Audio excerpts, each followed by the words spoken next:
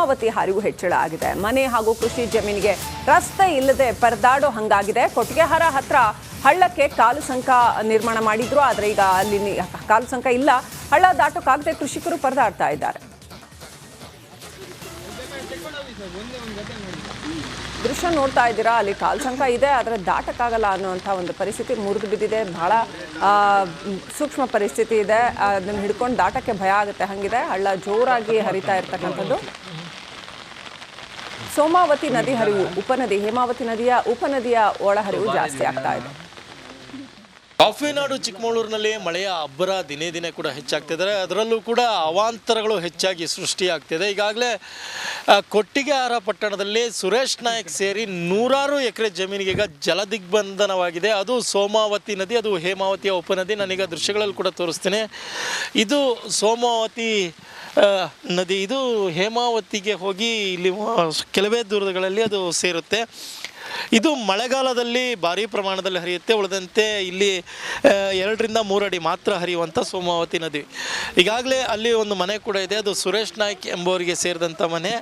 ಕಳೆದ 2019ರಲ್ಲಿ ಏನು ಚಾರ್ಮಾಡ್ ಘಟ್ನಲ್ಲಿ ಏನು ಒಂದು ಭೂಕುಸಿತ ಆಗುತ್ತೆ, ಆ ಸಂದರ್ಭದಲ್ಲಿ ಅಲ್ಲಿದ್ದ ಮನೆ ಹೋಗುತ್ತೆ. ಅದಾದ ನಂತರ ಅವರು ಕೊಟ್ಟಿಗೆಹಾರ ಪಟ್ಟಣದಲ್ಲಿ ಅವರು ಬಂದೊಂದು ಮನೆಯನ್ನು ಕೂಡ ಕಟ್ಕೋತಾರೆ. ಅವ್ರಿಗೀಗ ಸದ್ಯಕ್ಕೆ ಜಲದಿಗ್ಬಂಧನ ಕೂಡ ಎದುರಾಗಿದೆ.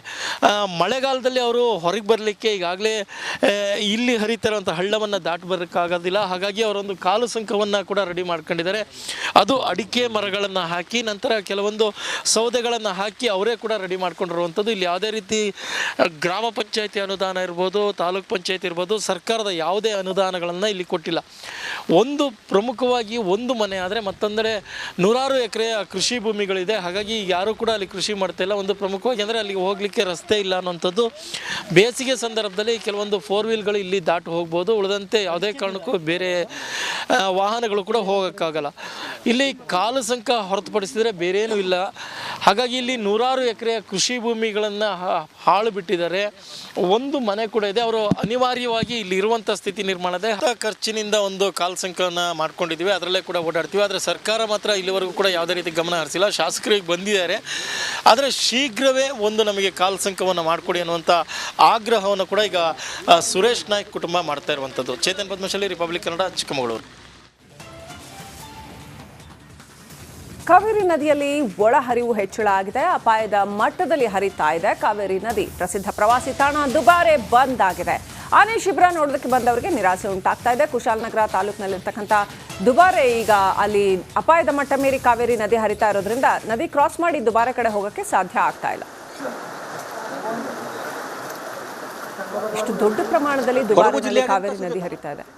ಕಾವೇರಿ ನದಿ ಉಕ್ಕಿ ಹರಿತಾ ಇದೆ. ಅಪಾಯದ ಮಟ್ಟದಲ್ಲಿ ಕಾವೇರಿ ನದಿ ಹರಿತಿರುವಂಥದ್ದು. ಈಗ ನಾವು ಇತಿಹಾಸ ಪ್ರಸಿದ್ಧ ಪ್ರವಾಸಿ ತಾಣ ದುಬಾರಲ್ಲಿ ಇದ್ದೀವಿ. ಇಲ್ಲಿ ಕೂಡ ನೀವು ನೋಡ್ಬೋದು ಯಾವ ರೀತಿ ಕಾವೇರಿ ನದಿ ಹರಿತಾ ಇದೆ ಅಂತ ಹೇಳುವಂಥದ್ದು.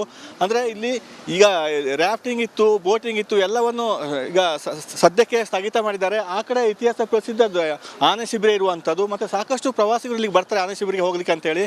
ಈಗ ಅವ್ರನ್ನ ಬೋಟ್ ಮೂಲಕ ಕರ್ಕೊಂಡು ಹೋಗ್ಲಾಗಿತ್ತು. ಈಗ ಬೋಟನ್ನು ಸ್ಥಗಿತ ಮಾಡಲಾಗಿದೆ. ಸ್ಥಳೀಯರು ಏನಿದ್ದಾರೆ ಮಾವುತರು, ಆನೆ ಮಾವುತರು, ಅವರ ಕುಟುಂಬದವರಿಗೆ ಆ ಕಡೆ ಈ ಕಡೆ ಓಡಾಡಲಿಕ್ಕೆ ಮಾತ್ರ ಬೋಟನ್ನು ಬಳಸ್ತಿರುವಂಥದ್ದು. ಮತ್ತು ರ್ಯಾಫ್ಟಿಂಗ್ ಇತ್ತು, ರ್ಯಾಫ್ಟ್ ಕೂಡ ಎಲ್ಲ ಬಂದಾಗಿರುವಂಥದ್ದು. ಎಲ್ಲ ಇಲ್ಲಿ ಹೊಳೆ ದಡದಲ್ಲಿ ನಿಲ್ಲಿಸಿದ್ದಾರೆ, ಎಲ್ಲವನ್ನು ಇಲ್ಲಿ ಹಾಕಿರುವಂಥದ್ದು. ಯಾಕಂದರೆ ಸಾಕಷ್ಟು ಪ್ರವಾಸಿಗರು ಬರ್ತಾ ಇದ್ರು. ಮಳೆ ಇರೋದ್ರಿಂದ ಪ್ರವಾಸಿಗರ ಸಂಖ್ಯೆ ಕೂಡ ಕಡಿಮೆ ಇದೆ. ಬರುವಂಥ ಪ್ರವಾಸಿಗರು ಕೂಡ ಹಿಂದಕ್ಕೆ ಹೋಗ್ತಾ ಇದ್ದಾರೆ, ರ್ಯಾಫ್ಟಿಂಗ್ ಇಲ್ಲ ಅಂತ ಹೇಳುವಂಥದ್ದು.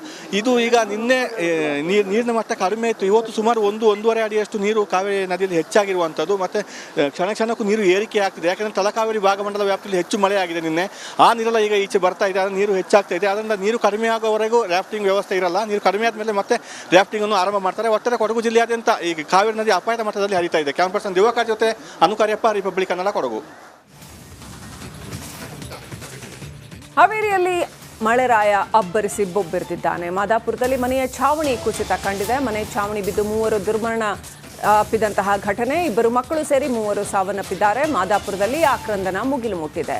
ಮಣ್ಣಿನ ಮಾಳಿಗೆ ಮನೆಯಲ್ಲಿ ವಾಸವಿದ್ದಂತಹ ಕುಟುಂಬ ಇದು. ಇದೀಗ ಮಳೆಗೆ ಮನೆ ಕುಸಿತ ಕಂಡಿದೆ. ಮಾಜಿ ಶಾಸಕ ಅಜ್ಜಂಪೀರ್ ಖಾದ್ರಿ ಹಾಗೂ ಡಿಸಿ ಅಲ್ಲಿಗೆ ಭೇಟಿ ಕೊಟ್ಟಿದ್ದಾರೆ.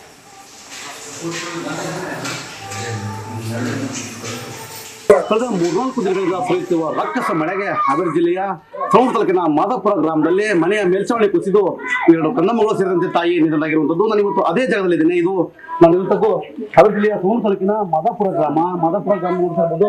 ಮೇಲ್ಛಾವಣಿ ಇದೆ, ಮಣ್ಣಿನ ಮೇಲ್ಛಾವಣಿ ಇದೆ, ಅದು ಕುಸಿದು ಬಿದ್ದು ಸಂಪೂರ್ಣವಾಗಿ 2 ಮುದ್ದು ಕಂದಮ್ಮಗಳು ಅಂದ್ರೆ ಅವಳಿ ಜೋಡಿ ಮಕ್ಕಳು ಮತ್ತು ಸೇರಿದಂತೆ ತಾಯಿ ನಿಧನರಾಗಿರುವಂತದ್ದು ತಾವು ನೋಡ್ತಿರ್ಬೋದು. ಯಾವ ಸ್ಟೇಜ್ ಅಂದ್ರೆ ಹೊಸಕ್ಕೆ ಮನೆಯ ಮೇಲ್ಛಾವಣಿ ಕುಸಿದಿರುವಂತದ್ದು, ಗಳಗಳಾಗಿರ್ಬೋದು, ಮಣ್ಣಿನ ಹೆಂಡೆಗಳಾಗಿರ್ಬೋದು, ಮಕ್ಕಳ ಮೇಲೆ ಬಿದ್ದಿರುವಂತದ್ದು ಸುದ್ದಿ ತಿಳಿದ ನಂತರ ಅಂದ್ರೆ ಸೌಂಡ್ ಆದ ತಕ್ಷಣ ಅಕ್ಕಪಕ್ಕದ ಮನೆಯವರು ಬಂದು ಈ ಒಂದು ಕಾರ್ಯಾಚರಣೆ ಮಾಡುವ ಮುಖಾಂತರ ಮೃತದೇಹಗಳನ್ನ ಹೊರತಾ ಇದ್ದಾರೆ ಅಂತ ಹೇಳ್ಬೋದು. ಇನ್ನು ಇಬ್ಬರು ಈಗಾಗಲೇ ಸಾಕಷ್ಟು ಸಮಸ್ಯೆಗಳಿಂದ ಅನುಭವಿಸಿರುವಂತದ್ದು. ಈಗ ಅವ್ರನ್ನು ಕೂಡ ನೋವಿನ ನಂತರ ಅವ್ರನ್ನ ಈಗ ಸವಣೂರು ತಾಲೂಕು ಆಸ್ಪತ್ರೆಗೆ ಅಡ್ಮಿಟ್ ಮಾಡಲಾಗಿದೆ ಅಂತ ಹೇಳ್ಬೋದು, ದಾಖಲಾಗಿದೆ.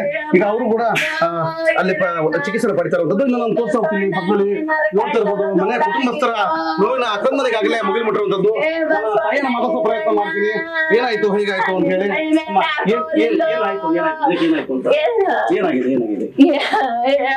ನಾವು ಏನಿಲ್ರಿ ಬಂದೇವ್ರಿ ಯಾರು ಗೊತ್ತಿಲ್ಲ ನಮ್ಗ.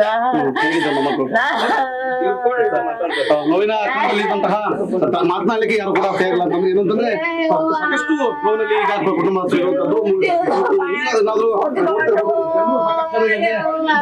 ಮನೆಗಳಿಗೆ ಬರ್ತಾ ಇರುವಂತದ್ದು. ಇಲ್ಲಿ ಅಮ್ಮ ಎಷ್ಟು ದಿನ ಆಯ್ತು ಹೇಗಾಯ್ತು ಅಂತ ಬಿಸಿದ್ರಿ ನಾವ್ ಇಲ್ಲೇ ಮುಕ್ಕೊಂಡಿದ್ರಿ. ಎದ್ದು ಹೋಗಿ ಎಲ್ಲಾರನು ಹೋದ್ರಿ ಮಂದಿಗ್ ಕರದ್ರಿ. ಎಷ್ಟು ದಿನ ಆಯ್ತು ಮನೆ ಕಟ್ಸಿ? ಏನಂತ ಎಲ್ಲಿದ್ರ ನೀವು ಮನೆ ಕಟ್ಸಿ ಕಡ್ಸಾಕ್ ಕುತ್ಕೊಂಡು 3 ವರ್ಷ ಆತು. ಹಿಂಗಡೆ ಮನೆ ಹಳೆ ಮನಿ ಮತ್ತಿ ಮಾಮಗರ ಗೊತ್ತ್ರಿ ಇದು. ಮತ್ತಿ ಮಾವ 45 ವರ್ಷ ಆಗಿದ್ದಿತ್ತು. ಎಷ್ಟು ವರ್ಷದ ಮಕ್ಕಳಮ್ಮ ಅವು? 1 ವರ್ಷ. 2 ಮಕ್ಕಳು. 2 ಕೂರಿ ಗೌಡಿ ಜೋಡಿ. ಇವ್ರು ನಮ್ಮ ಅತ್ತಿ ನಮ್ಮ ನಾದ್ನೀರಿ. ಮುಂಚೆ ಅಲ್ಲೇ ಮಲ್ಕೊಳ್ತಾರೆ? ಅದಿನ್ನ ಅಲ್ಲೇ ಮಕ್ಕೊಂತಿದ್ರಿ. ಅಲ್ಲೇ ಮಕ್ಕೊಂಡ್ ನಾವು ಸೋರಾಕ್ ಕುಂತಿದ್ದಕ್ ನಾವ್ ಇಲ್ಲಿ ಮಕ್ಕೊಂಡಿದ್ವಿ. ಗಂಡ ಹೆಂಡತಿ ನನ್ ಮಗಳು ಬಂದು ಇಲ್ಲ ನಾವು ಅಲ್ಲೇ ಮಕ್ಕೊಂತಿದ್ವಿ. ಎಷ್ಟು ಜನ ಮಲಗಿದ್ರು? ಅವ್ರ ಅಲ್ಲೇ 6 ಜನ ರೀ. 2 ಮಕ್ಕಳು ರೀ, ನಮ್ಮ ಅತ್ತಿ ನಮ್ಮ ನಾದ್ನಿ ನಮ್ಮ ಮೈದ್ನ ನಮ್ಮ ನಾದ್ನಿಗೆ. ಹುಡುಗರು ಹೇಗಿದ್ದಾರೆ ಈಗ? ಅವ್ರು 2 ಮಂದಿ ಇಷ್ಟ ಆರಾಮದಾರ್ರಿ. ನಮ್ಮ ನೆಗೆಣ್ಣಿ ನಮ್ಮ ಮೈದ್ನ ಅಷ್ಟ ಆರಾಮ. ಇನ್ನೊಬ್ರು ಯಾರು ಇದ್ರಲ್ಲಿ? 2 ಮಂದಿ ಇಷ್ಟ ಆರಾಮದಾರ್ರಿ. ಇನ್ನೊಬ್ಬರಿಗೆ ಯಾರಿಗೆ ಆರಾಮ ಅಂತಂದ್ರೆ ಮನೆಯ ಮೇಲ್ಛಾವಣಿ ಕುಸಿದ್ರಿಂದ ಇದೀಗ 2 ಮಕ್ಕಳು ಸೇರಿದಂತೆ ತಾಯಿ ಕೂಡ ಇದೀಗ ಸಾವನ್ನಪ್ಪಿರುವಂತದ್ದು. ಕ್ಯಾಪ್ಟನ್ ಅರ್ಜುನ್ ಕೊಂದಿದ್ದು ಯಾರು? ಅವ್ರ ನರೇಟಿವ್ ಎಲ್ಲಿ ತಂದಿಟ್ಟಿದ್ದಾರೆ ಅಂತಂದ್ರೆ ಸಂಪತ್ತನ್ನ ಹಂಚಿಬಿಡೋದು ಅಂತ. ಇದು ಸ್ಟುಡಿಯೋ ಟಿಪ್ಪು ಜಯಂತಿ ಮಾಡಕ್ಕೆ ಅವ್ರಿಗೆ ಖಂಡಿಸಿದ್ರು. Very nice. ಯಾರು ತಪ್ಪು ಮಾಡಿರೋದಿಲ್ಲಿ? ಓಲೈಕೆ ಹೇಳಿಕೆ ಇದು ಅಂತ ಹೇಳಿ ಯಾಕೆ ಪರಿಗಣಿಸಬಾರದು? I.N.I.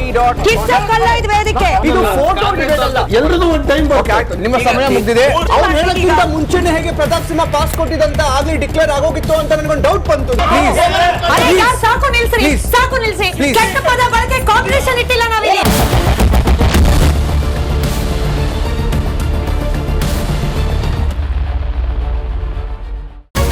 ರಿಪಬ್ಲಿಕ್ ವರ್ಡ್ ಆಪ್ ಇದು ಕೇವಲ ಅಪ್ಲಿಕೇಶನ್ ಅಲ್ಲ, ಸಮಗ್ರ ಸುದ್ದಿಗಳ ಸಂಪರ್ಕ ಮಾರ್ಗಕ್ಕೆ ಕ್ರಾಂತಿಕಾರಿ ಬದಲಾವಣೆ.